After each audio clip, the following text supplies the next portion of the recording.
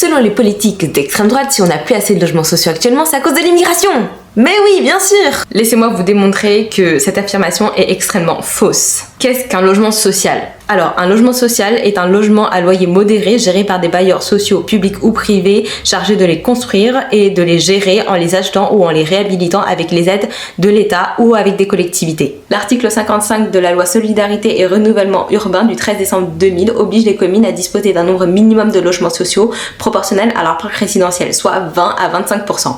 Et il faut savoir que le droit à un logement décent est un droit fondamental depuis une loi de 1990 et depuis une décision du Conseil constitutionnel du 19 janvier 1995. Alors oui, une partie des gens qui occupent actuellement des logements sociaux sont issus de l'immigration. Beaucoup de bénéficiaires de la protection internationale, soit des réfugiés, n'ont pas de qualifications suffisantes qui leur permettent de prétendre à des postes avec des salaires élevés, ce qui fait d'eux un public prioritaire pour les demandes de logements sociaux. Par contre, si on n'a pas assez de logements sociaux actuellement pour répondre à la demande, c'est peut-être parce que certaines communes n'ont pas rempli leur obligation de construire un nombre minimum de logements sociaux sur leur territoire au regard de la loi SRU.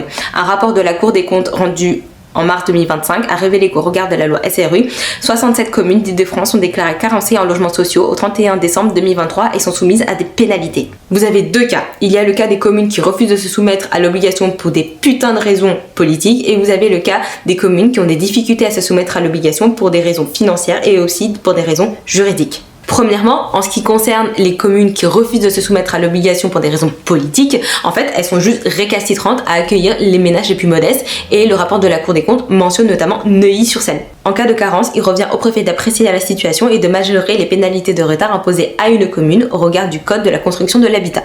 Il y a un rapport de la CNCDH qui dénonce le fait que les préfets font parfois pas assez preuve de sévérité à l'égard des communes qui sont récalcitrantes au niveau des pénalités. Deuxièmement, vous avez les communes qui rencontrent des difficultés à se soumettre à l'obligation imposée par la loi SRU pour des raisons juridiques et financières. Pourquoi juridiques ? Il faut savoir qu'il existe deux outils juridiques qui sont employés par l'État et par les communes pour se soumettre à l'obligation. Vous avez l'expropriation et vous avez le droit de préemption urbain. Il faut savoir que ces deux outils sont assez inutiles.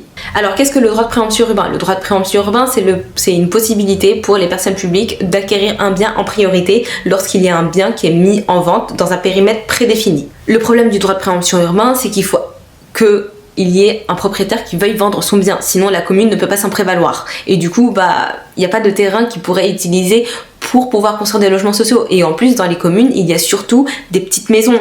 Alors ça sert à rien d'avoir un droit de préemption sur une petite maison, parce que le terrain n'est pas assez large pour construire un immeuble dédié au logement social. Puis vous avez l'expropriation. L'expropriation, qu'est-ce que c'est ? Encore une fois, c'est une procédure qui permet à une personne publique de contraindre un particulier ou une personne morale à céder son bien moyennant le paiement d'une indemnité. L'expropriation, c'est une procédure extrêmement coûteuse, extrêmement longue, c'est inenvisageable. Et en plus, en France, le droit de propriété est extrêmement protégé. Article 1er de la DDLC, article 1er du protocole additionnel de la CESDH. Et en plus, c'est bien de vouloir exproprier dans les faits, mais honnêtement, dans les communes, je vous le rappelle, encore une fois, qu'il y a surtout des petites maisons ou des petits immeubles dédiés à l'habitation. Vous allez faire quoi des gens qui habitent dedans ? Vous allez les jeter ? C'est pas possible. Enfin, il y a une barrière juridique qui est l'objectif zéro artificialisation nette, la ZAN, qui est prévu par le code de l'urbanisme. Alors qu'est-ce que l'artificialisation des sols ? Il y a une définition juridique, mais en gros c'est le fait de ne pas bétonner le sol naturel. Ça vise à lutter contre le réchauffement climatique, ça vise à protéger l'environnement, ça vise à éviter l'étalement urbain. La protection de l'environnement est un objectif à valeur constitutionnelle depuis une décision du 31 janvier 2020 rendue par le Conseil constitutionnel au regard de la Charte de l'environnement, mais également des conventions internationales à la matière. La question est clairement de savoir si la protection de l'environnement passe avant nos besoins en matière de logements sociaux. En ce qui concerne la deuxième raison financière, c'est le prix du foncier et de l'immobilier qui ne fait qu'augmenter ces dernières années et parfois le budget des communes est assez contraint. Mais comme l'a soulevé la Cour des comptes, c'est bizarre que certaines communes qui connaissent une hausse des prix du foncier et de l'immobilier réussissent à atteindre les objectifs fixés par la loi SRU et pas d'autres. C'est l'argument qui a été avancé par la commune de Neuilly-sur-Seine et le tribunal administratif n'a pas retenu cet argument.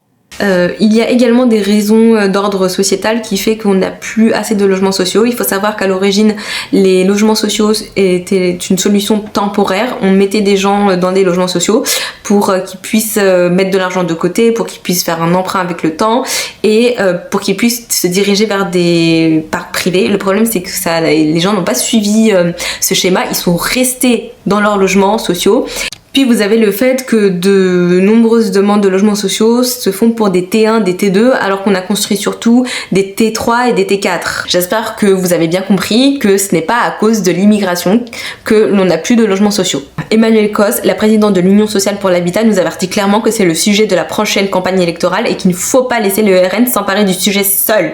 Je sais qu'il est facile de critiquer, alors moi j'ai 2 solutions à vous proposer. 1. Contrôler le prix du foncier et de l'immobilier qui n'a fait qu'augmenter. 2. Augmenter les APL qui n'ont fait que baisser ces dernières années.